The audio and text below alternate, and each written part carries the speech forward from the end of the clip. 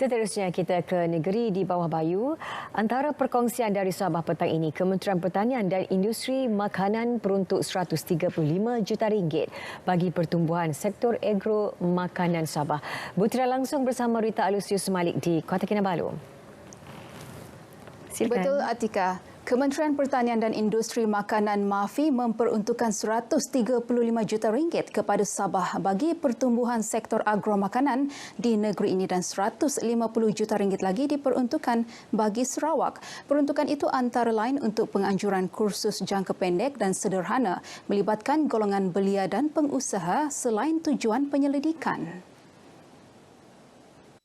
Kita salurkan pelbagai dana melalui MAFI, melalui kementerian, melalui jabatan dari agensi MAFI di negeri ini untuk sama-sama menyumbang kepada pertumbuhan sektor agro makanan. Dan kita harapkan ianya akan dapat menyumbang kepada pertumbuhan sektor agro makanan di negeri ini.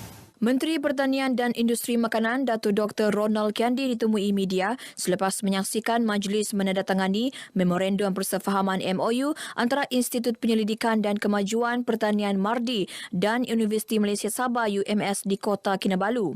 MOU yang ditandatangani Ketua Pengarah MARDI, Datuk Dr. Muhammad Zawawi Abdul Ghani dan Naib Chancellor UMS, Profesor Datuk Dr. Taufik Yap Yun Yin ini bagi kerjasama mempertingkat penyelidikan dan inovasi dalam teknologi pertanian pintar.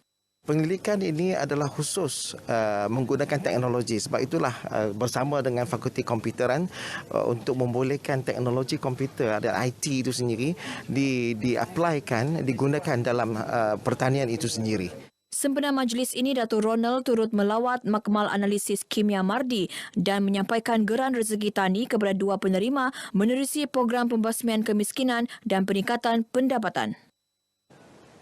Eastern Sabah Security Command ESCOM akan terus meningkatkan kawalan keselamatan di perairan Zon Selamat Timur Sabah (SZON) seiring pembukaan semula sempadan negara yang bakal menyaksikan kehadiran ramai pelancong. Komander ESCOM DCP Hamzah Ahmad berkata kawalan ditingkatkan di kawasan tumpuan pelancong. Pihak ESCOM kita telah pun bersiap sedia dalam keadaan yang sedia bertugas lah. Jadi maknanya semua pintu-pintu masuk kawasan-kawasan yang dikatakan menjadi tumpuan orang masyarakat, kita akan bagi pertumpuan dan penguasaan kita akan lebih pada kawasan-kawasan tersebut. Beliau ditemui pemberita selepas mengadakan kunjungan hormat terhadap Yang di-Pertuan Negeri Sabah, Tun Dr. Juhar Dato' Mahiruddin di Istana Seri Kinabalu. Kunjungan bertujuan memaklumkan Tun Juhar mengenai pelantikannya sebagai Komando ESCOM baru-baru ini dan juga sambutan ulang tahun ESCOM. Sementara itu, dalam kunjungan berasingan, Panglima Wilayah Laut 2, Tentera Laut Diraja Malaysia TLDM Laksmana Muda Datuk Roslan Muhammad Yunus turut memberi jaminan keselamatan kepada penduduk SZON dengan kesiapsiagaan anggotanya memperketat kawalan di kawasan tersebut. Pembukaan sempadan ini sebenarnya akan memberikan lebih banyak cabaran. Sudah tentunya kewaspadaan itu harus dipertingkatkan untuk sebagai persediaan to expect the unexpected lah. Kunjungan ini juga bagi memaklumkan pelantikan beliau sebagai Panglima Wilayah Laut 2. Pasukan Polis Diraja Malaysia PDRM Kontingen Sabah digesa sentiasa siap siaga dalam memastikan kawalan keselamatan sempadan negara pada tahap tertinggi. Kesiapsiagaan anggota mampu mempertahan sempadan negara daripada dicerobohi penjenayah rentas sempadan. Pesuruhjaya Polis Sabah Datuk Idris Abdullah berkata pasukan keselamatan termasuk PDRM perlu sentiasa peka bukan sahaja keadaan dalam negara malah situasi semasa negara jiran. Pada masa sama, anggota perlu mengutamakan etika kerja, berintegriti dan berdisiplin bagi menjaga nama baik PDRM. Datuk Idris berucap demikian dalam majlis serah terima tugas Ketua Polis Daerah Sandakan dan Pengerusi Persatuan Keluarga Polis Perkep di Ibu Pejabat Polis Daerah Sandakan. Majlis ini menyaksikan SCP Muhammad Azhar Hamin menyerahkan jawatan Ketua Polis Daerah Sandakan kepada SCP Abdul Fuad Abdul Malik. SCP Muhammad Azhar yang memegang jawatan berkenaan sejak 2018 kini sebagai Ketua Penolong Pengarah Pendataan dan Analisa Jabatan Pencegahan Jenayah dan Keselamatan Komuniti Bukit Aman. Sementara Majlis Serah Terima Tugas Perkep antara Wan Hurani Osman dan Fauzia Muhammad Ali. 7 notis kompaun atas pelbagai kesalahan dikeluarkan Pejabat Kesihatan Kawasan Sandakan terhadap peniaga bazar Ramadan di Pusat Bandar Sandakan. Antara kesalahan di kompaun, tidak memakai apron semasa menyajikan makanan, tidak menjaga kebersihan sebagai pengendali makanan selain tidak memiliki sijil pengendali makanan.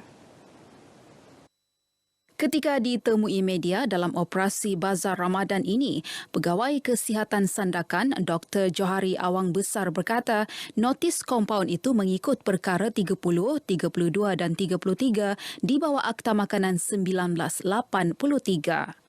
Kita tidak ada educational enforcement sebab ini bukan benda baru. Benda yang dah lama dan dia tahu apa yang perlu mereka patuhi, jadi kita akan terus buat enforcement dan mereka telah pun dimaklumkan lebih awal oleh pihak MPS ketika pembangunan gerai bazar ini diberikan. Jadi mereka tahu apa yang mereka perlu buat, mereka perlu ada untuk pastikan kualiti dan keselamatan makanan dan juga kebersihan makanan itu terjamin untuk dibeli oleh pihak pelanggan. Tegas beliau, operasi pemantauan seumpama akan dilaksana dari semasa ke semasa bagi memastikan peniaga di 7 lokasi Bazar Ramadan yang beroperasi di Sandakan mematuhi tahap kebersihan yang ditetapkan. Sebanyak 28 premis diperiksa menerusi operasi Bazar Ramadan ini yang dijayakan 23 anggota daripada Pejabat Kesihatan Kawasan Sandakan dan Majlis Perbandaran Sandakan. Kota Kinabalu menuju Taman Perindustrian Kota Kinabalu KKIP akan ditutup secara berperingkat dan berkala bermula malam ini sehingga awal pagi esok. Ia melibatkan Jalan Teluk Sepanggar, Jalan Susur Teluk Sepanggar, Jalan Politeknik, Jalan Rugading dan Jalan Tengah KKIP Tuaran. Menurut kenyataan, Pengarah Kerja Raya Sabah Insinyur Ali Ahmad Hamid, penutupan sementara akan bermula 9 malam sehingga 3 pagi bagi tujuan kerja pengangkutan muatan bersaiz besar. Sehubungan itu, pengguna jalan raya dinasihati merancang perjalanan dan menggunakan jalan alternatif serta mematuhi arahan kawalan lalu lintas polis sepanjang penutupan tersebut. Sementara itu, Sabah Electricity Sendirian Berhad SESB juga mengeluarkan notis gangguan bekalan elektrik atas tujuan dan tempoh sama bagi sekitar kawasan berkenaan antaranya Kampung Gentisan, SK Gentisan, Jabatan Laut Sabah, Jalan 1 KKIP Barat dan Kampung Kuala Menggatal.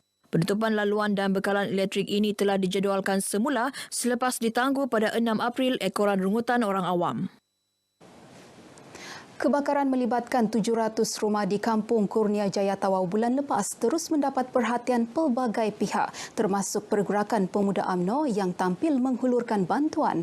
Ketuanya Dr. Ashraf Wajdi Dusuki berkata bantuan tersebut sebagai tanda prihatin dan sokongan moral terhadap penduduk terjejas.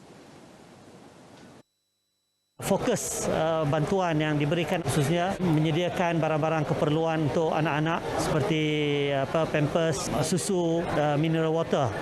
Pada masa yang sama, bermula daripada hari ini sehinggalah tamat Ramadan, kita juga menyediakan makanan yang dimasak kepada 600 orang isi rumah. Datuk Dr. Ashraf memaklumkan demikian selepas menyampaikan bantuan tersebut di Tawau. Dalam pada itu, beliau memberitahu Pemuda UMNO telah merancang pelbagai program sepanjang bulan Ramadan kali ini termasuk majlis berbuka puasa, solat tarawih dan sahur bersama masyarakat setempat. Baik, sekian berita dari negeri di bawah Bayu. Berita seterusnya kita kembali ke Angkasa Puri bersama Atika. Silakan. Terima kasih Rita untuk perkembangan di Sabah.